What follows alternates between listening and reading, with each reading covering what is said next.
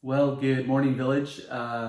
This is a Friday afternoon, and we are well into quarantine and lockdown life now. So I hope this finds you doing well.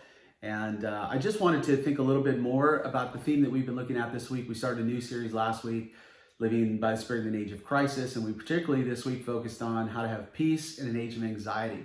And as a pastor, you always try to practice what you preach. But this week has certainly hit home in that as well, and something that I've had to continually strive to do. And so I found Psalm 131 very helpful this week to continue on in some of those thoughts. It's only 3 verses long, and so let me just read that for us, and then I'll have a few thoughts briefly on that. So this is the psalmist David in Psalm 131. He says, "O Lord, my heart is not lifted up, my eyes are not raised too high.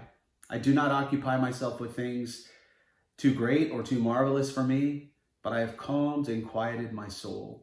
Like a weaned child with its mother, like a weaned child is my soul within me.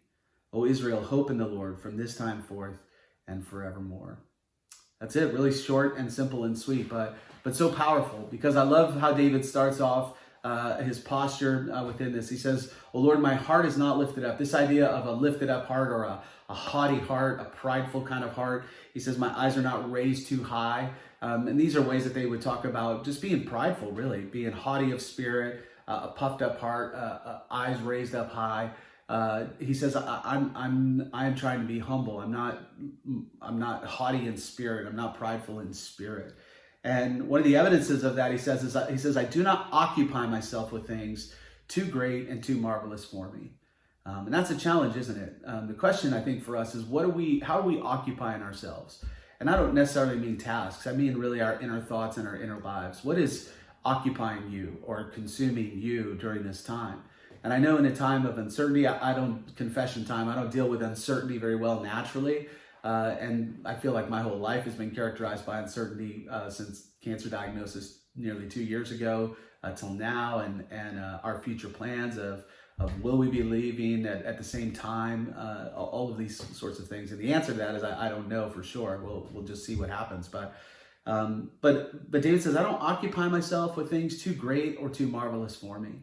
And that's a real challenge for us, because I think a lot of people want to act like they do know what's going to happen. There's so many experts, there's so many thoughts about this is how our world is going to change. The world's never going to be the same. This is how our lives will now be moving forward. And the bottom line is, I don't think anybody knows for sure. I think it's too early to tell.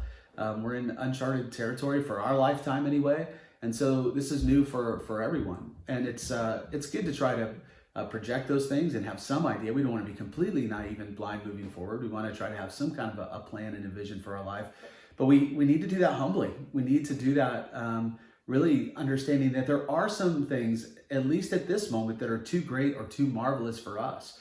And we're just going to have to actually quiet our soul. We're going to have to quiet and calm our soul, as the psalmist says.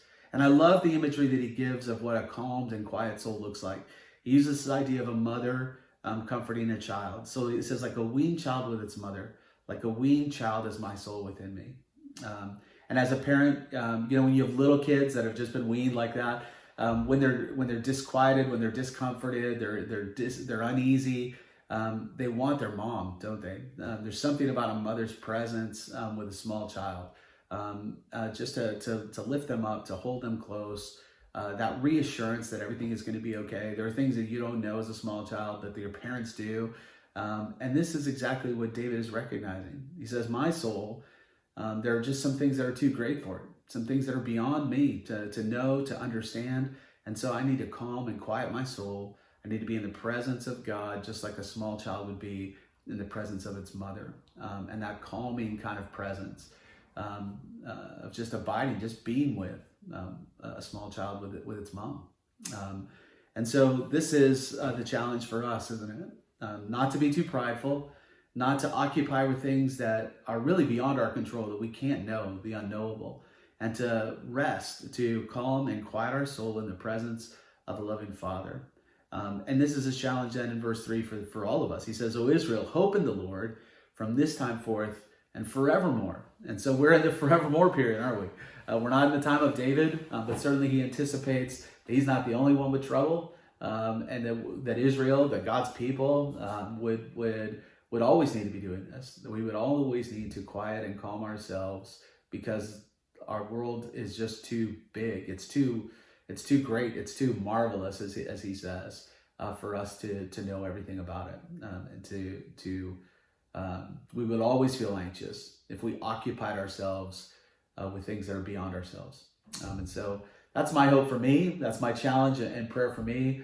I hope that encourages you this morning as well, that wherever you find yourself, whether you feel like you're thriving in this time, and maybe we deal with these things in different ways. Some people get hyperactive and really busy, and maybe we need to quiet our soul in those ways as well, and just be present and abide with the Father once again in that calming presence, that to give us his non-anxious presence. God's not anxious. He's not worried. He's not unsure about anything.